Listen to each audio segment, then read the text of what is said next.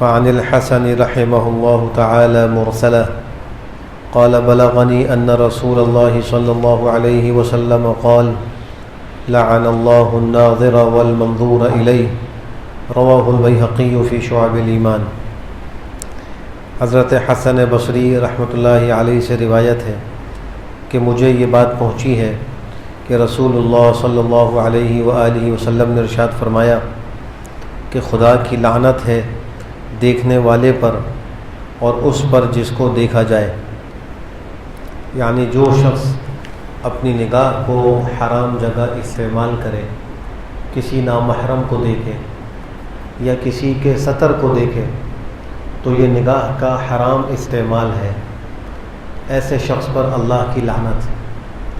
اور جو اپنے آپ کو دکھانے کے لیے پیش کرے کہ تاکہ لوگ اس کو دیکھیں، بن سنور کر آئے اور خوب میک اپ کر آئے، اور اس کے دل میں یہ مقصد ہو کہ میں مردوں کے بیچ میں سے گزروں گی تو لوگ مجھے دیکھیں گے، تو ایسی عورت پر بھی خدا کی لعنت۔ یا جو اپنا سطر کسی کو بلا ضرورت دکھلائے تو اس پر بھی خدا کی لعنت۔ دراصل یہ جو احکام نظر کی حفاظت کے اسلام میں دیے جاتے ہیں، اس سے مقصود اس مسلمانوں کو زنا سے روکنا ہے، اس لیے کہ زنا اور بدکاری ایک ایسا گناہ ہے جو تمام شرائع سماویہ میں حرام تھا۔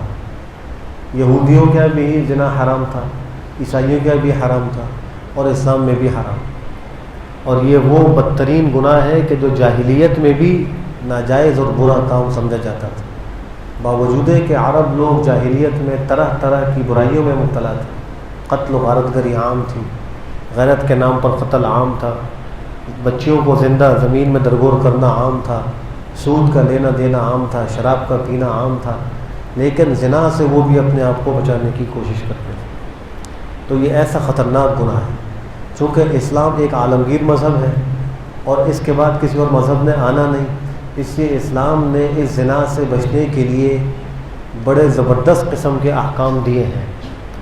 اگر آج کا مسلمان ان احکام پر عمل کر لے تو ہمارا معاشرہ بھی زنا اور اس کی گندگیوں سے پاک ہو سکتا ہے۔ ایک طرف دیکھیے عورتوں کو حکم دیا کہ با پردہ ہو کر باہر نکلیں، بلا ضرورت گھر سے باہر نہ نکلیں، اور نکلنا ہو تو اس کا طریقہ بتلایا کہ وہ خوشبو لگا کر نہ نکلیں، راستے کے بیچ میں نہ چلیں، اور اپنے پورے جسم کو چھپا کر چلیں، نامحرم سے گفتگو نہ کریں، نامحرم کے ساتھ علیحدگی میں نہ رہیں، یہ سب زنا سے روکنے کے لیے۔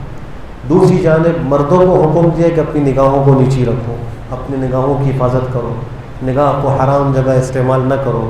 تو دونوں طرف سے ایسے احکام دیے ہیں کہ اگر ان پر عمل کیا جائے تو انسان بد نگاہی کے گناہ سے بچ سکتا ہے اور پھر زنا کے گناہ سے بھی بچ سکتا ہے۔ یہ بد نگاہی کا گناہ اتنا خطرناک ہے کہ اس سے انسان کا خاتمہ بھی خراب ہو سکتا ہے۔ آج ہمارا مسلمان وہ اس گناہ کو گناہ نہیں سمجھ رہا۔ نوجوانوں کو دیکھیے، نوجوان لڑکیوں سے بات چیت، ان کو دیکھنا معمول کی بات ہے، کوئی گناہ بھی نہیں سمجھتا۔ اگر کسی کو کہہ دیا جائے بھائی یہ نامحرم ہے، اب ان سے بچیں، تو جواب میں سننے کو ملتا ہے کہ ہمارے دل تو پاک ہو، ہمارے دل میں کیا ہو تو ہماری بہنوں کی طرح۔ کیا اسلام جو حکم دے رہا ہے یا اللہ جو حکم دے رہے ہیں، اللہ ہمارے دل کا حال نہیں جانتے؟ جس خدا نے ہماری فطرت کو پیدا کیا، جس نے ہم کو پیدا کیا، ہمارے دل میں اللہ نے نفس کو رکھا، خواہش کو رکھا، وہ اللہ جانتا ہے کہ میرے بندوں کو کیا چیز نہیں کرنی چاہیے، کس سے ان کو بچنا چاہیے۔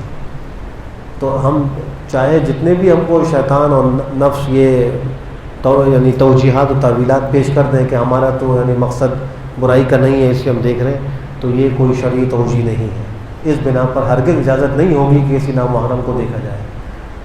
اور بہت سے خاندانوں کے اندر جو نامحرم قرابت دار ہوتے ہیں ان سے پردے کا کوئی اہتمام نہیں ہوتا، باہر پھر بھی کچھ پردہ ہو جاتا ہے، لیکن گھر کے اندر کے جو نامحرم ہیں ان سے پردہ نہیں ہوتا۔ دیور کا بھابھی سے پردہ نہیں ہے، عام مسئلہ ہے گھروں کا۔ حالانکہ حدیث شریف میں دیور کو موت قرار دیا گیا ہے، وہ موت ہے، الحم الموت، صاف فرمایا۔ حم مانا دیور، جو شوہر کی طرف سے قرابت داری بنتی ہے اس کو حم کہتے ہیں۔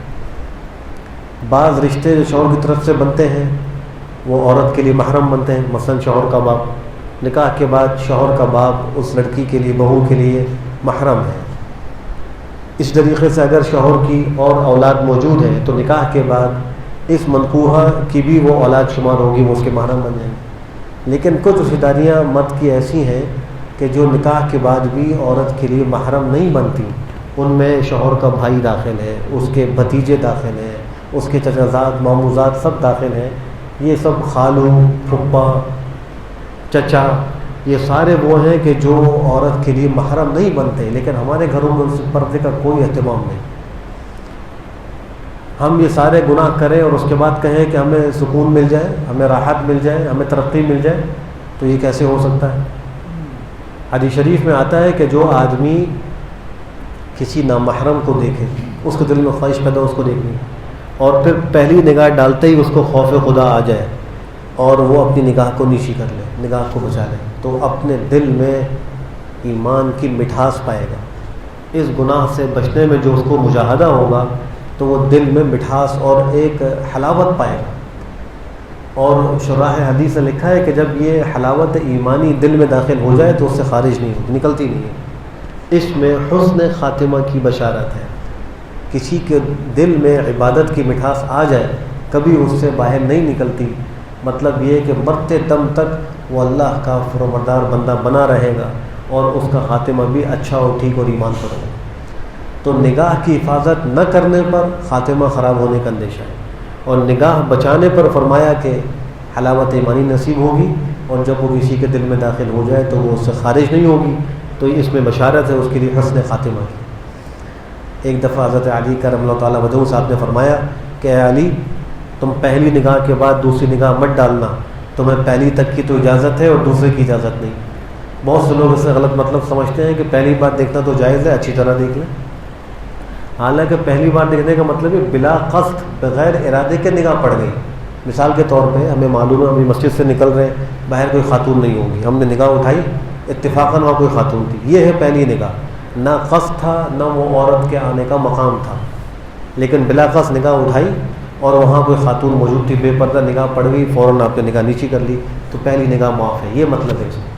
اگر کسی کو یہ معلوم ہو کہ اس جانب بے پردہ خواتین موجود ہیں اور پھر وہ اپنے ارادے سے پہلی نگاہ یوں ڈالیں ان کو دیکھنے کے لیے، تو یہ ویسے ہی حرام ہے جیسے دوسری بار دیکھنا حرام۔ یہ اس کے لیے پہلی نگاہ نہیں ہے، اس لیے کہ بلا قصد نہیں ہو رہی ہے، قصد کے ساتھ ہو رہی ہے، ارادے کے ساتھ ہو رہی ہے۔ اسی طریقے سے نامحرم کے ساتھ خلوت، اس کو منع قرار دیا گیا کہ شیطان تیسرا ہوتا ہے۔ دو نامحرم مرد عورت ایک جگہ اکٹھے ہوں خلوت میں، ان میں تیسرا شیطان ہے۔ علماء نے یہاں تک فرمایا کہ شیطان کا یہ مقولہ ہے، اگر حسن بصری اور رابعہ بصریہ ایک کمرے میں خلوت میں جمع ہو جائے تو میں ان کو بھی گناہ میں مبتلا کر دوں۔ حسن بصری رحمہ اللہ اتنے بڑے اللہ والے، رابعہ بصری جن کی مثال دی جاتی ہے، شیطان ان کے بارے میں کہہ رہا ہے کہ یہ اگر دونوں خلوت میں جمع ہو جائے، نامحرم ہے، تو میں ان سے بھی گناہ کرا دوں گا۔ آج آفس کے اندر باس کے پاس اس کی سیکرٹری آ رہی ہے، وہ سب پوچھنے کے لیے فائل لے کر آ رہی ہے، کمرہ بند ہو گیا، وہ اندر ہے، بات چیت کر رہی ہے، یہ خلوت تو ہو گئی۔ نامحرم سے خلوت کہاں جائے گی؟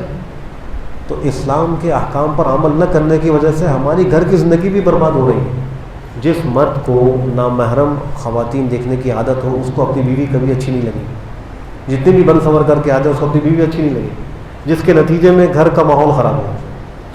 اور اگر جو نگاہ کی اپنی حفاظت کر رہا ہے تو اس کو اپنی بیوی حور معلوم ہوگی اور اللہ کا شکر ادا کرے گا کہ اللہ آپ کو مجھے اتنی خوبصورت بیوی دی، آپ کا شکر، اور گناہ سے بچے گا۔ تو اسلام کے احکام پر عمل کرنے میں ہمارا دنیاوی بھی فائدہ ہے، اخروی بھی فائدہ ہے۔ اللہ ہم سب کو عمل کی توفیق نصیب فرمائے۔ الحمدللہ رب العالمین۔